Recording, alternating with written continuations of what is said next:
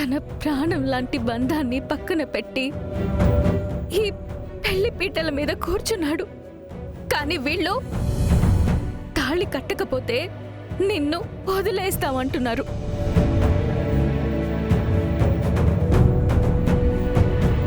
ఇది ప్రేమ పూరి, బెదిరింపు. మీరు నన్ను ఎన్ని విధాలుగా కన్విన్స్ చేసినా నేను మాత్రం ఒక నిర్ణయానికి వచ్చాను.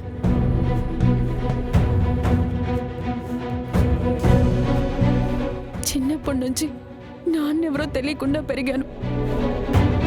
నిజంగా మీరు చెప్పేది నిజమే. మా అన్నయ్య నాకు దేవుడే. నా కోసం తన జీవితం మొత్తం త్యాగం చేశాడు.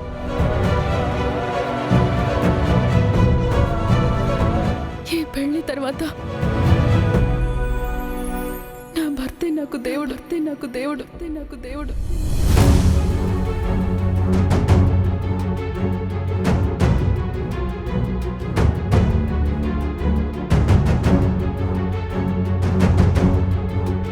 ఈ విషయంలో నేను ఇంకేం వినను.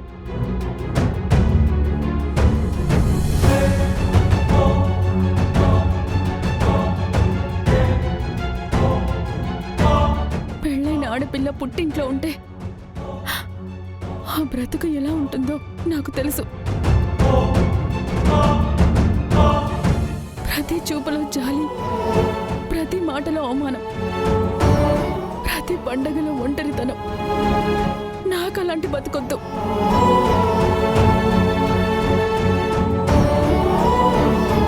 నేను నా భర్తతోనే ఉంటాను, నేను నా భర్తతోనే ఉంటాను, నేను నా భర్తతోనే ఉంటాను.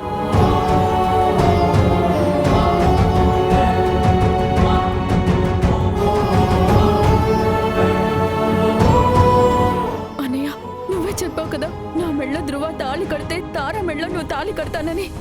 ఇంతమంది సాక్షిగా ఆ మాట అన్నావు. ఎప్పుడు నువ్వు ఆ మాట తప్పితే నేను తట్టుకోలేనన్నయ్య. ప్లీజ్ అన్నయ్య, తాళి కట్టు. ఏంటి పొరి ఇలా మాట్లాడుతున్నావు? నన్ను ఇంకా చిన్నపిల్లలా చూడొద్దమ్మా. నాకు మెచ్యూరిటీ ఉంది. నా జీవితం గురించి నేను ఆలోచించుకోగలను. ఇక నుంచైనా నా కాపురాన్ని నిలబెట్టుకోవాలి. అదే నా నిర్ణయం.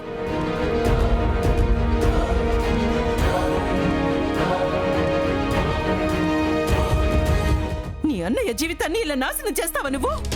అమ్మా,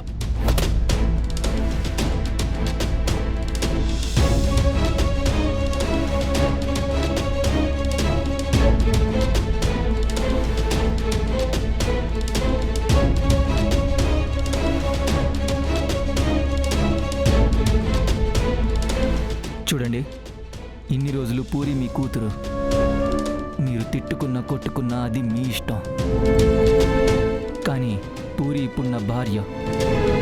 నా భార్య మీద చేపట్టడానికి నేను ఒప్పుకోను, నేను ఒప్పుకోను, నేను ఒప్పుకోను.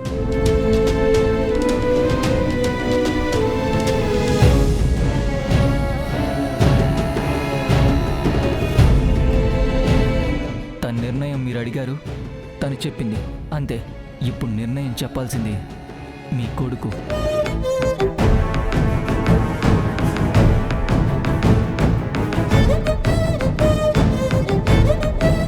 గగన్ గారు, నా చెల్లికి అన్యాయం జరిగితే మాత్రం నేను ఊరుకోను. ఇప్పటి వరకు గౌరవంగా మాట్లాడాను, కానీ ఇకపై నా చెల్లి కన్నీళ్లు నేను చూడలేను. చెప్పండి, మీరు నా చెల్లి మెళ్ళలో తాళి కడుతున్నారా లేదా?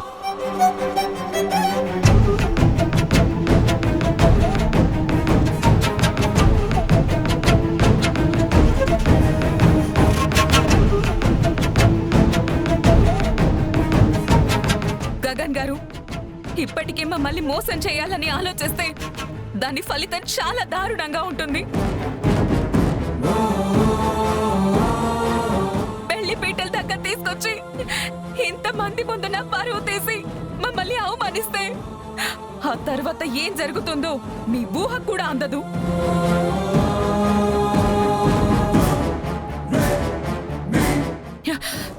నేను ఓడిపోవడం తెలియని దాన్ని.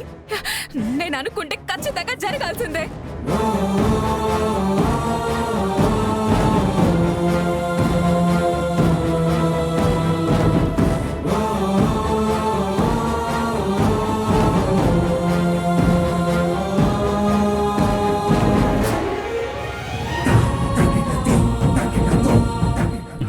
చెల్లి పూరి మెడలో బావగారు తాళి కడితే నేను తారా మెడలో తాళి కడతానని చెప్పాను.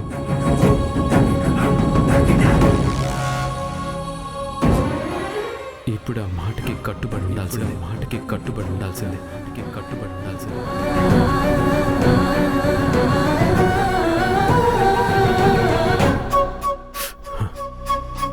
భూమి,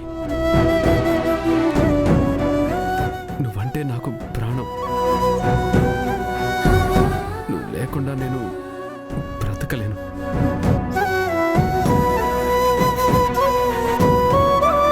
ఆ విషయం నేను తారాకు కూడా చెప్పాను.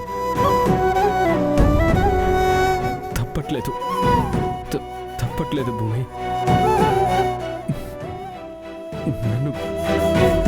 నన్ను క్షమించు.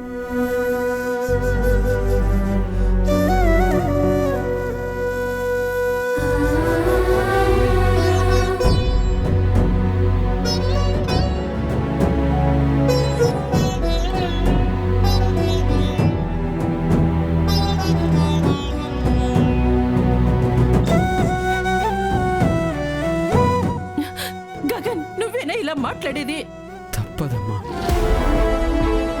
ఇన్నాళ్ళు నేను చెల్లి అని అన్నానమ్మా. మనందరి జీవితం బాగుండాలని కోరుకున్నాను. ఇప్పుడు నాకు నువ్వు నా చెల్లె ముఖ్యం అమ్మా.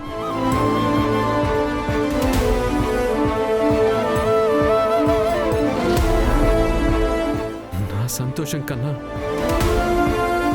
నా చెల్లి సంతోషమే ముఖ్యం నాకు.